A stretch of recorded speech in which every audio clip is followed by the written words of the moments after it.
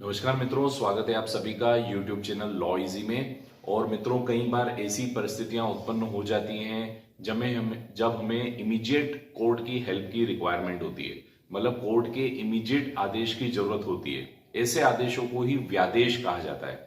आइए आज इस विषय को समझते हैं कि ये व्यादेश क्या होता है। इसे इंग्लिश में इंजंक्शन कहा जाता है, इंजंक्शन ऑर्डर, जिसे हम नॉर्मल भाषा में स्टे ऑर्डर भी कहते हैं। तो ये इंजंक्शन क्या होता है, ये इंजंक्शन कब जारी किया जाता है, और ऐसी कौन सी परिस्थितियां होती है जब हमें इमीडिएट हेल्प की आवश्यकता होती है, यानी न्यायालय से हमें इमीडिएट रिलीफ या रेमेडी की जरूरत होती है। तो आज का विषय है व्यादेश, इंजंक्शन ऑर्डर, जिसे हम व्यादेश आदेश भी कहते हैं। ये व्यादेश होता है क्या, जैसे स्टे ऑर्डर भी कहते हैं। तो स्टार्ट करते हैं मित्रों। इन मेनी टाइम्स, कई बार जीवन में ऐसी परिस्थितियां उत्पन्न होती है जब हम न्यायालय से इमीडिएट हेल्प के लिए पहुंच जाते हैं।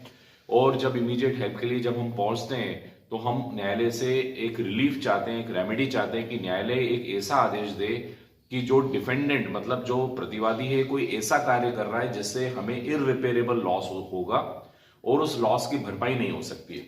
तो in many time situation arises when immediate court judicial order और जुडिशियल रिलीफ इज रिक्वायर्ड। तो हमें इमीडिएट रिलीफ की जरूरत महसूस होती है। जैसे उदाहरण के तौर पर मान लीजिए कि नगर निगम ने या स्थानीय लोकल गवर्नमेंट ने मान लीजिए बिल्डिंग डेमोलिशन का आदेश दे दिया। बिल्डिंग डेमोलिशन मतलब आपके भवन को तोड़ने का आदेश दे दिया कि भाई आपका भवन अतिक्रमण में आ रहा है और इस वजह से हम इसको तोड़ेंगे। अब ऐसी स्थिति में हमें इमीडिएट अप्रोच करना पड़ता है न्यायालय के पास में कि जो आदेश दिया गया है वह गलत है। यदि आपको लगता है कि गलत है और आप सही हो अपनी जगह, तो आप न्यायालय को यह बताना चाहते हैं कि कृपया हमारा पहले मामला सुन लें। अगर बिल्डिंग टूट जाएगी तो ऐसी स्थिति में फिर न्याय से हम वंचित रह जाएंगे। तो ऐसी स्थिति में न्यायालय इंजंक्शन ऑर्डर जारी कर सकती है, यानी नगर निगम को या स्थानीय प्रशासन को बिल्डिंग तोड़ने से कुछ समय के लिए रोक सकती है। और इस आदेश को कहा जाता है स्टे ऑर्डर, यानी यथास्थिति बनाए रखना। यथास्थिति का मतलब होता है स्टेटस क्यो। स्टेटस क्यो मतलब जो जैसा है वैसा ही सिचुएशन रहेगा जब तक कि न्यायालय दोनों पक्षों को सुने नहीं।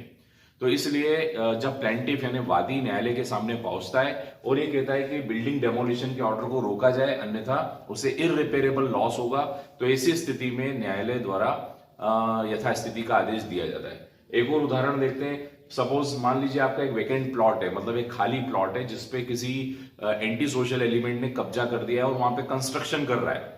आप ही के प्लॉट पे कोई व्यक्ति कंस्ट्रक्शन कर रहा है, तो आपने यदि फोटोज पेश की न्यायालय के सामने और अपनी रजिस्ट्री, प्लॉट की रजिस्ट्री, प्लॉट का जो ऑनरशिप पेपर्स अगर वो पेश करके हम न्यायालय से मांगते हैं कृपया इसको रोका जाए, अगर ये यहाँ पे कंस्ट्रक्शन कर लेगा, ये मेरी ऑनरशिप का मकान है और प्लॉट है और इसमें कंस्ट्रक्शन कर देगा तो मुझे इररिपेरेबल लॉस होगा। तो ये कुछ कंडीशंस मैंने आपको बताई है जब इंजंक्शन ऑर्डर के लिए हम न्यायालय के पास जा सकते हैं। तो इंजंक्शन मतलब स्टेटस क्यो मेंटेन करने के लिए, यथास्थिति बनाए रखने के लिए न्यायालय से निवेदन किया जा सकता है और न्यायालय इसमें कोर्ट हमको रेमेडी दे सकता है। तो ये होता है व्यादेश। सबसे पहले तो हम लोगों ने समझा कि व्यादेश है क्या और कब इसकी जरूरत महसूस होती है। तो ये बात क्लियर है कि व्यादेश इज काइंड ऑफ ऑर्डर, ये एक प्रकार का न्यायालय का आदेश है। It is order of the court. और न्यायालय क्या आदेश देती है डिफेंडेंट को। डिफेंडेंट मतलब जिस पार्टी के अगेंस्ट हम लोग कोर्ट में जाते हैं उसको डिफेंडेंट कहते हैं। डिफेंडेंट यानी प्रतिवादी कहते हैं। तो न्यायालय प्रतिवादी को यह आदेश देता है कि आप स्टेटस क्यो मेंटेन करेंगे। प्रोहिबिट मतलब उससे रोक लगाता है कि आप ऐसा कोई कार्य नहीं करेंगे जब तक कि हम दोनों पक्षों को सुन न लें।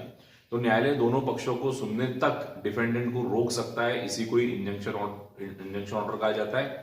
ये दो प्रकार का होता है, टेम्परेरी भी होता है और एक परमानेंट होता है। टेम्परेरी यानी अस्थायी इंजंक्शन वो होता है जो एक टाइम लिमिट तक होता है, या न्यायालय के अगले आदेश तक यदि रोक लगाई गई है तो उसको टेम्परेरी कहा जाता है क्योंकि अस्थायी है, इसमें समय निर्धारित नहीं है। लेकिन परमानेंट में क्या होता है, टेम्परेरी में समय निर्धारित होता है।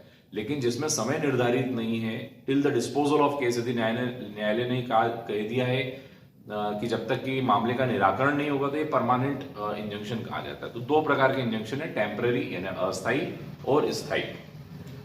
तो ये कब जारी होता है, यदि वादी के साथ, यदि प्लेंटिफ जो है, जो न्यायालय के सामने गुहार लगाता है, प्रार्थना लेकर आया है, उसे वादी कहते हैं। जो वाद पत्र दाखिल करता है उसे वादी कहते हैं। तो ये जो प्लेंटिफ है, यदि ऐसा समझ में आता है कि प्लेंटिफ के साथ कोई अनजस्ट काम हो रहा है, मतलब अनजस्ट मतलब अन्यायपूर्वक कोई कार्य हो रहा है, इनइक्विटेबल असाम्यपूर्वक, यानी इनइक्विटेबल का मतलब भी अनजस्ट ही होता है एक प्रकार से कि अन्यायपूर्वक अनुचित कार्य हो रहा है उसके साथ, इंजूरियस और जो उसे इंजूरी प्रदान करने वाला, इंजूरी मतलब क्षति प्रदान करने वाला, हानि प्रदान करने वाला कोई कार्य हो रहा है, तो इसी स्थिति में इंजंक्शन आदेश जारी किए जाते हैं। भारत में जो कानून है, यदि इंजंक्शन आदेश की हम बात करें तो भारत में सीपीसी यानी सिविल प्रक्रिया संहिता 1908 के तहत ऑर्डर 39 रूल 1-2 के अंतर्गत एप्लीकेशन फाइल होती है, आदेश 39, नियम 1-2, और इसके अलावा जो धाराएं हैं सीपीसी 1908 की धारा 151 और धारा 94 और 95 में भी इंजंक्शन आदेश के बारे में बताया गया है। इसके अलावा एक और कानून है जो इंजंक्शन आदेश को मेंटेन करता है, that is called specific relief act, जिसे हम विनिर्दिष्ट अनुतोष अधिनियम कहते हैं, स्पेसिफिक रिलीफ एक्ट 1963। इन दो कानूनों में इंजंक्शन के बारे में विस्तार से बताया गया और इन्हीं धाराओं के आधार पर न्यायालय जो है इंजंक्शन का आदेश देती है। व्हेन ग्रांटेड, अब एक इंपॉर्टेंट बिंदु है कि न्यायालय इंजंक्शन का आदेश कब जारी करेगी, तो इसके लिए कुछ इंपॉर्टेंट बिंदु हैं। ये न्यायालय 3 मुख्यतः बिंदुओं को ध्यान में रखता है इंजंक्शन आदेश यानी स्टे ऑर्डर जारी करने के लिए न्यायालय इन 3 बिंदुओं पर विचार करता है। और कौन से 3 बिंदु हैं? सबसे पहला प्राइमा फेशिया केस, प्रथम दृष्टया मामला। इसका मतलब है कि प्लेंटिफ के फेवर में प्रथम दृष्टया मामला होना चाहिए। यदि प्लेंटिफ न्यायालय में जाता है और सहायता मांगता है कि उसे इंजंक्शन आदेश दिया जाए, तो सबसे पहले न्यायालय ये देखता है कि क्या मामला प्रथम दृष्टया वादी के पक्ष में है, यानी ऑन द रिकॉर्ड जो आपने वादी ने जो रिकॉर्ड पेश किए हैं, जो डॉक्यूमेंट पेश किए हैं, क्या वादी के फेवर में प्रथम दृष्टया मामला है कि नहीं, सबसे पहले न्यायालय यह सुनिश्चित करता है। दूसरा, इररिपेरेबल लॉस, यदि नहीं रोका गया तो प्रतिवादी को यदि नहीं रोकेंगे तो क्या ये इररिपेरेबल लॉस देगा। इररिपेरेबल यानी अपूर्णीय क्षति, ऐसी क्षति जिसकी पूर्ति नहीं की जा सकती है बाद में। तो इसलिए न्यायालय सेकंड बिंदु यह देखता है कि क्या प्रतिवादी के काम से वादी को अपूर्णीय क्षति हो सकती है, क्या इररिपेरेबल लॉस हो सकता है। ये सेकंड इंपॉर्टेंट पॉइंट है which take into consideration by the court while granting the injunction order. और थर्ड नंबर है बैलेंस ऑफ कन्वीनियंस, जिसको हम सुविधा संतुलन बोलते हैं। सुविधा संतुलन का तात्पर्य कि क्या मामला जो है, सुविधा संतुलन का मतलब है कि क्या मामला थोड़ा बहुत भी वादी के फेवर में है। ये 3 बिंदुओं को देखने के बाद न्यायालय द्वारा इंजंक्शन का आदेश जारी किया जाता है। तो मित्रों, ये है इंजंक्शन। इंजंक्शन एक न्यायालयीन आदेश है जो प्रतिवादी को किसी कार्य करने से रोक लगाता है। और ये कब जारी किया जाता है, किन परिस्थितियों में जारी किया जाता है, आज हम लोगों ने इसे समझा। इंजंक्शन के प्रकार के बारे में अगला वीडियो में शीघ्र ही अपलोड करूंगा। Till then subscribe my channel law easy. Good bye, take